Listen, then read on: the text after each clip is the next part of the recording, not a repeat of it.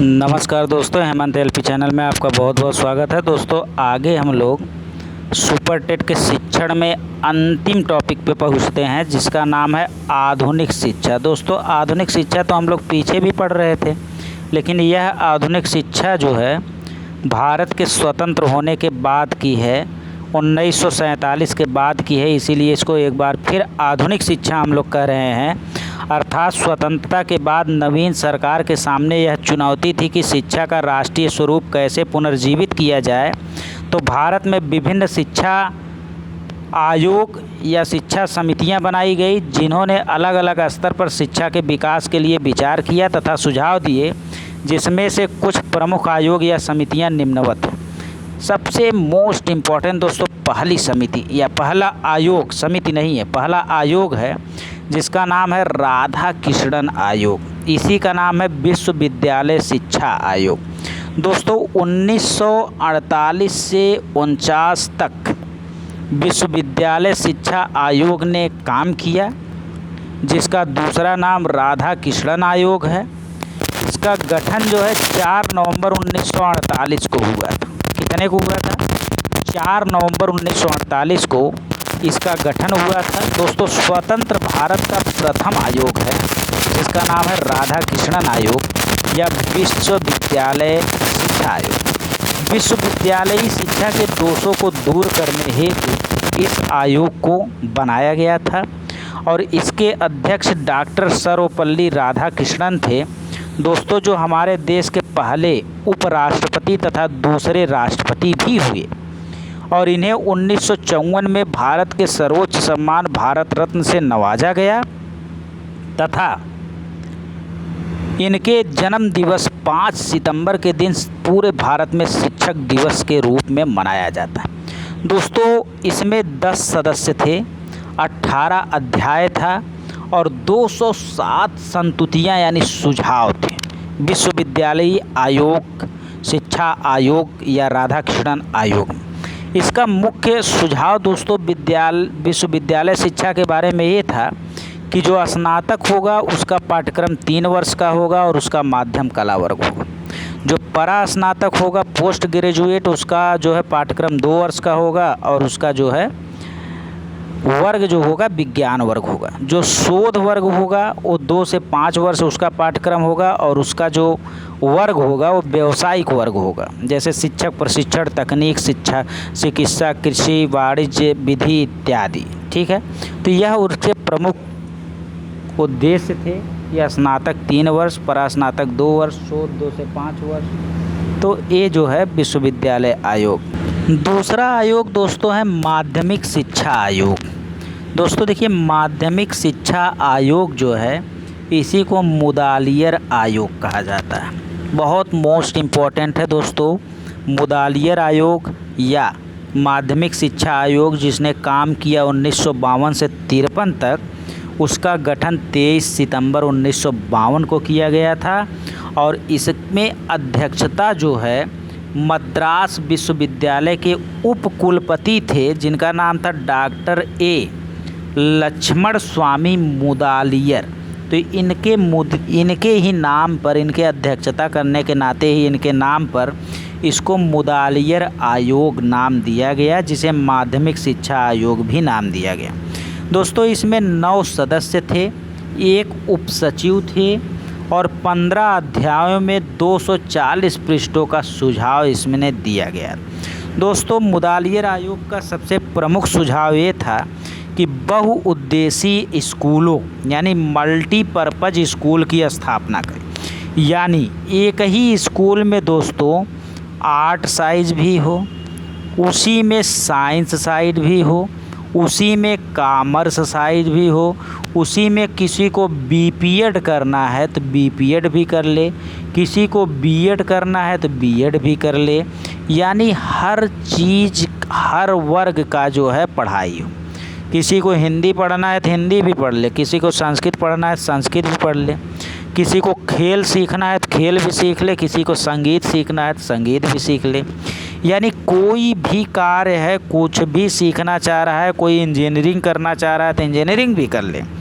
कोई डॉक्टरी करना चाह रहा है डॉक्टरी भी कर ले। मतलब ऐसे स्कूल खोले जाएं जो बहुउद्देशीय स्कूल हो। अभी कभी कभी आप देखते हैं, आपका घर यहाँ पे है, आपके बगल में एक डिग्री कॉलेज है और आप जाते हैं, कहते हैं कि भैया हमको हिंदी संस्कृत से ग्रेजुएशन करना है, तो आपको बताया जाता है कि भैया यहाँ पे हिंदी संस्कृत नहीं है, यहाँ पे आप हिस्ट्री और पॉलिटी लेकर कर सकते हैं। तो कहने का मतलब ये है कि क्यों हिस्ट्री, पॉलिटी, हिंदी, संस्कृत एक ही में ना हो, अर्थात ऐसे विद्यालय बनाए जाए जो बहुउद्देशीय हो, मल्टीपर्पज़ हो।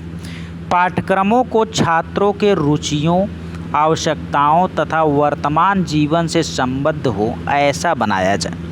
अर्थात पाठ्यक्रम को इस हिसाब से बनाया जाए कि बच्चे इंटरेस्ट लें, बच्चे के नीडेड मतलब आवश्यकता पूरा हो। जैसे छोटा बच्चा है, आप कहते हैं अच्छे बच्चे मंजन करके कुल्ला करते, तो ये सारी चीज़ें क्या है, ये बच्चों के दिनचर्या को बताते हैं, उनके आवश्यकता को पूरी करते हैं। उसके अलावा बच्चे उसी में रुचि भी लेते हैं और वर्तमान जीवन से संबद्ध भी होते हैं कि भाई क्या करना चाहिए क्या नहीं करना चाहिए। तीसरा है, प्रत्येक प्रांत में प्रांतीय शिक्षा सलाहकार बोर्ड बनाना चाहिए। यानी प्रत्येक प्रांत में प्रांतीय शिक्षा सलाहकार बोर्ड बनाना चाहिए जो शिक्षा से संबंधित सलाह दें। कम से कम अपने प्रांत में शिक्षा से संबंधित ऐसे सलाह दें कि जिनके द्वारा जो है, जिनके सुझाव के द्वारा जो है आपका विद्यालय का स्तर और शिक्षा का स्तर दोनों हमारे देश में बढ़ता जाए।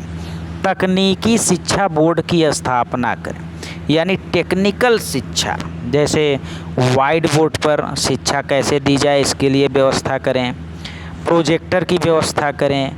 इसके अलावा जो बाल केंद्रित शिक्षा है या कोई मनोविज्ञान से संबंधित कोई सिद्धांत वाला शिक्षा है, तकनीकी शिक्षा बोर्ड की स्थापना करें और पाठ्यक्रमों के स्तर को ऊंचा करने के लिए उच्च स्तरीय पाठ्य पुस्तक समिति का गठन करें। दोस्तों, ऐसा ना हो कि वही पाठ्य पुस्तक और वही सिलेबस ज़िंदगी भर चलता रहे। पाठ्यक्रम को थोड़ा और मॉडिफाई करने के लिए एक उच्च स्तरीय पाठ्य पुस्तक समिति का गठन करा जाए। ठीक है, तो ये आपका जो है मुदालियर आयोग जो 1952 में गठित हुआ था, उसके कुछ सुझाव। फिर आ जाता है दोस्तों शिक्षा आयोग। दोस्तों, शिक्षा आयोग जो है 1964 से 66 तक काम किया। इसी शिक्षा आयोग को हम कोठारी आयोग कहते हैं। दोस्तों, कोठारी आयोग जो है इसका गठन 14 जुलाई 1964 को हुआ और इसका गठन भारत सरकार के द्वारा किया गया था और इसके अध्यक्ष जो थे प्रोफेसर दौलत सिंह कोठारी थे। बहुत मोस्ट इम्पॉर्टेंट क्वेश्चन है कि कोठारी आयोग की अध्यक्षता जो है प्रोफेसर दौलत सिंह कोठारी ने किया था और यह विश्वविद्यालय अनुदान आयोग के तत्कालीन अध्यक्ष भी थे। विश्वविद्यालय में जो अनुदान देने वाला आयोग था, कोई कमी रह जाती है तो पैसा देकर सुधारने वाला आयोग जो था, उसी विश्वविद्यालय अनुदान आयोग के यह उस समय अध्यक्ष भी थे जब इन्होंने कोठारी आयोग या शिक्षा आयोग का गठन किया। अब दोस्तों, इसका उपशीर्षक है राष्ट्रीय विकास के लिए शिक्षा। कोठारी आयोग ने कहा कि पूरे राष्ट्र के विकास के लिए हम शिक्षा कैसे दे सकते हैं, और इसमें 17 सदस्य थे कोठारी आयोग में, जो 6 अन्य देशों के शिक्षा विशेषज्ञ थे और सचिव का नाम था जेपी नायक। कोठारी आयोग।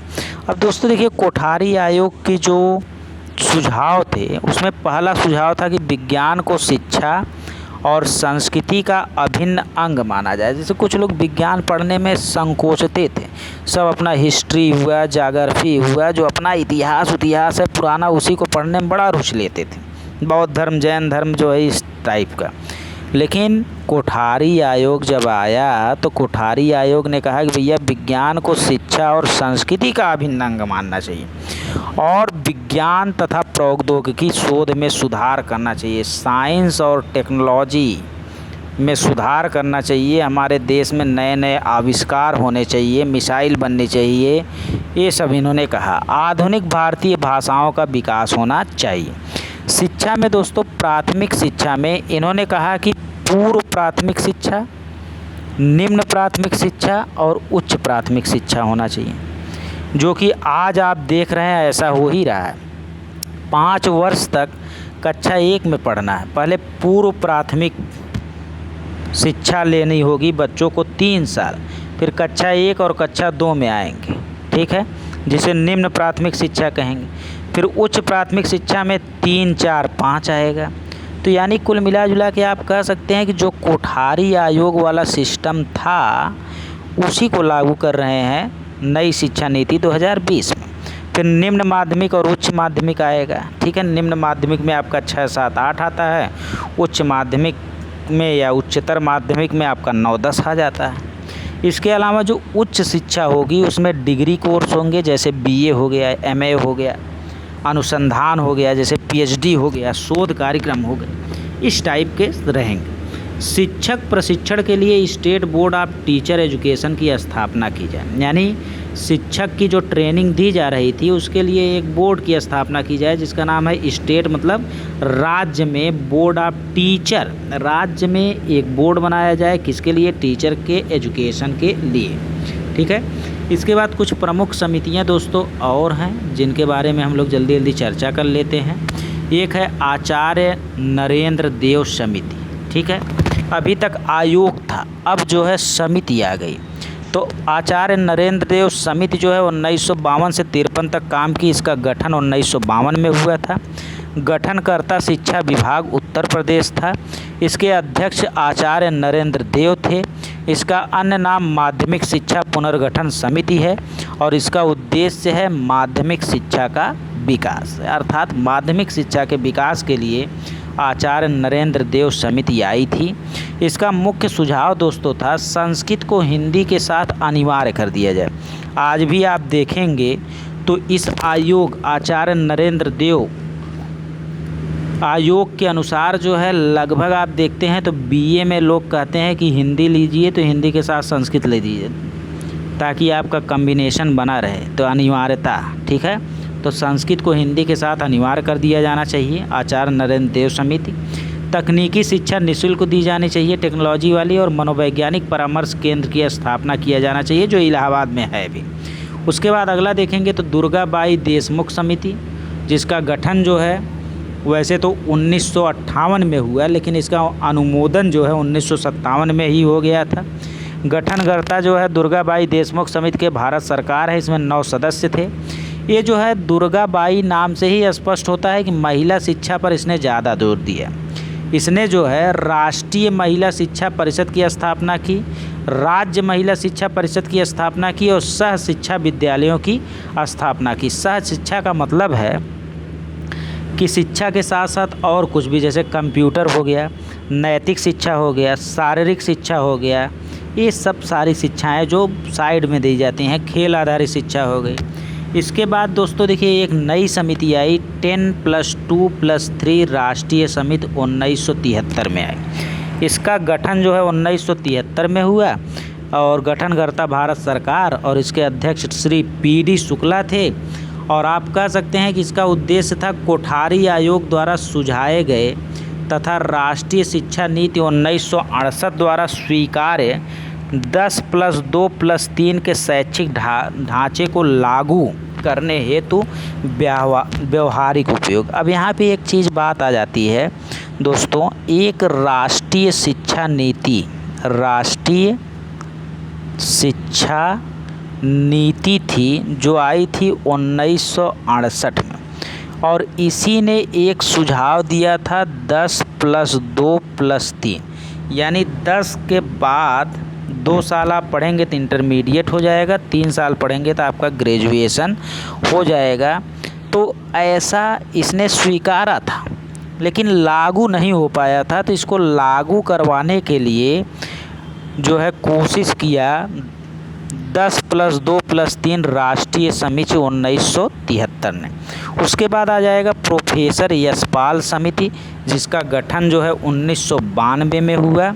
गठनकर्ता भारत सरकार, मानव संसाधन विकास मंत्रालय, अध्यक्ष प्रोफेसर यशपाल, सदस्य थे 8 और इसका शीर्षक था शिक्षा बिना बोझ के, अर्थात जो आपके पीठ पर बस्ते का बोझ है उसको हल्का करना प्रोफेसर यशपाल समिति का था।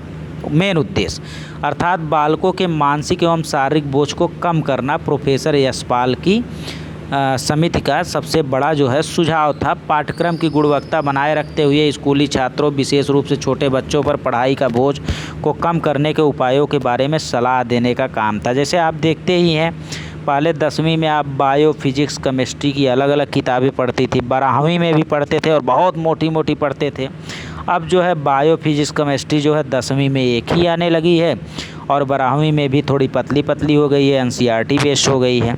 इसके अलावा दोस्तों प्रोफेसर यशपाल समिति का मुख्य उद्देश्य ये था कि स्कूल बस्ते का बोझ को कम किया जाए, प्राथमिक कक्षाओं में गृहकार्य न दिया जाए, पाठ्य पुस्तकों में जन साधारण की भाषा का प्रयोग किया जाए और विज्ञान विषय में प्रयोगात्मक पक्ष को अधिक बल दिया जाए, यानी करके सिखाया जाए, प्रैक्टिकली सिखाया जाए, वैसे ना सिखाया जाए। ठीक है। उसके बाद दोस्तों राष्ट्रीय शिक्षा नीति 1986 है। राष्ट्रीय शिक्षा नीति 1986 सभी को शिक्षा के समान अवसर प्रदान करने की बात कही गई। संपूर्ण देश अर्थात शिक्षा संरचना 10+2+3 पर आधारित कर दी गई। ठीक है। शिक्षा प्रदान करने का माध्यम मातृभाषा व क्षेत्रीय भाषा को कर दिया गया। इसके अलावा दोस्तों इसमें कहा गया कि 5 वर्ष प्राथमिक शिक्षा, 3 वर्ष उच्च प्राथमिक शिक्षा, 2 वर्ष माध्यमिक स्तर यानी कक्षा 9 और 10 और 2 वर्ष इंटरमीडिएट स्तर यानी 11 और 12 और 3 वर्ष स्नातक स्तर यानी बीए अर्थात 10+2+3 यानी इस सिस्टम को यहाँ पे लागू कर दिया गया। इस समिति के अध्यक्ष पूर्व इसरो प्रमुख कृष्ण स्वामी कस्तूरी रंजन को बनाया गया। मोस्ट इम्पॉर्टेंट कि 1986 वाले शिक्षा नीति के राष्ट्रीय शिक्षा नीति 1986 वाले के जो है अध्यक्ष कृष्णा स्वामी कस्तूरी रंजन को बनाया गया। इसमें अध्यक्ष के अलावा 8 सदस्य थे। इस नीति में 1992 में कुछ संशोधन किया गया, यानी आप कह सकते हैं कि जो 1986 में राष्ट्रीय शिक्षा नीति आई थी उसमें 1992 में कुछ संशोधन किया गया। दोस्तों इसके अलावा देखिए, हमने पहले आपको पढ़ाया नहीं था लेकिन राष्ट्रीय शिक्षा नीति 1968 के बारे में यहाँ पे बता देते हैं कि राष्ट्र के सभी बच्चों को जाति, धर्म, लिंग, स्थान आदि किसी भी आधार पर भेदभाव किए शिक्षा के समुचित तथा समान अवसर प्रदान किए जाएंगे। इसके लिए समस्त बालकों के पहुंच से अंदर ही विद्यालय बनाए जाएंगे। जो 1 किलोमीटर 3 किलोमीटर वाला सिस्टम था, ये राष्ट्रीय शिक्षा नीति 1968 में बताया गया। फिर दोस्तों नई शिक्षा नीति 2020 आ जाएगी। वर्तमान में चल रही शिक्षा नीति जो 10+2 के मॉडल पर आधारित थी, उसके जगह पे अब 5+3+3+4 की शिक्षा नीति प्रणाली के आधार पर पाठ्यक्रम को विस्तारित कर दिया गया है। और आरटी 2009 के तहत जो 3 से 18 वर्ष के बच्चों को रखा जाएगा, जो 3 से 14 वर्ष का रखा गया है वो 3 से 18 वर्ष का रखा जाएगा। नई शिक्षा नीति 2020 को हम NEP यानी न्यू एजुकेशन पॉलिसी 2020 भी कहते हैं। यह एक केंद्रीय योजना है और लागू यह जो है 29 जुलाई 2020 को हुआ था। इसके भी अध्यक्ष डॉक्टर के कस्तूरी रंजन ही हैं और इसका उद्देश्य जो है शिक्षा के स्तर में सुधार और नामांकन अनुपात 2030 तक 100% है और 5वीं कक्षा तक मातृभाषा में ही शिक्षा या क्षेत्रीय भाषा में ही शिक्षा दिया जाएगा। दोस्तों इस समिति में मानव संसाधन विकास मंत्रालय का नाम परिवर्तित करके केवल शिक्षा मंत्रालय रखा गया है और दाखिले व प्रवेश की उम्र जो है पुरानी शिक्षा नीति में 6 वर्ष थी, लेकिन इस शिक्षा नीति में अब जो है जो 3 वर्ष का रहेगा उसका दाखिला या प्रवेश उसको दिया जा सकता है। अब जो 3 वर्ष जो है आपको पूर्व प्राथमिक स्तर यानी प्ले स्कूल यानी किंडरगार्टन में आपको पढ़ना होगा, यानी खेल खेल में शिक्षा ग्रहण करना होगा। किताब कापी नहीं ले जाना है, बस्ता का वजन नहीं ले जाना है। इसके बाद दोस्तों देखिए यहाँ पे फिर से समझाया गया है 5+3+3+4। 5 में 3 साल प्ले स्कूल में यानी पूर्व प्राथमिक कक्षाएं चलेंगी और 2 साल कक्षा 1 और 2 में पढ़ेगा। फिर 3 साल जो होगा 3, 4, 5 में मातृभाषा या क्षेत्रीय भाषा में पढ़ेगा और 3, 4, 5 से एग्ज़ाम शुरू होगा, 1 और 2 तक एग्ज़ाम ही नहीं होगा। फिर 3 साल पढ़ेगा 6, 7, 8 में और यहाँ पे व्यावसायिक शिक्षा और सह शिक्षा यानी कंप्यूटर, सिलाई, बुनाई, कढ़ाई इत्यादि पर ज़्यादा जोर दिया जाएगा। फिर 4 वर्ष पढ़ेगा 9, 10, 11, 12। अब इस 9, 10, 11, 12 में आर्ट, कॉमर्स, साइंस प्रावधान को हटा दिया गया है। अब बच्चा जिस विषय को पढ़ना चाहेगा वो पढ़ेगा। अगर 5 विषय है, एक अगर लेना चाहता है विज्ञान, एक सामाजिक विज्ञान और गणित, तो कोई भी विषय ले सकता है। साइंस आर्ट मिक्स सब्जेक्ट ले सकता है। शुरू के 5 वर्ष प्री प्राइमरी व कक्षा 1, 2 तक एग्ज़ाम नहीं होगा ताकि परीक्षा का भय बच्चों में ना रहे। इसके बाद जो दोस्तों 12वीं कक्षा तक की शिक्षा 4 स्टेज में दी जाएगी, जो पहले 2 स्टेज में दी जाती थी। अब जो है हम लोग अगले वीडियो से पढ़ेंगे। धन्यवाद दोस्तों।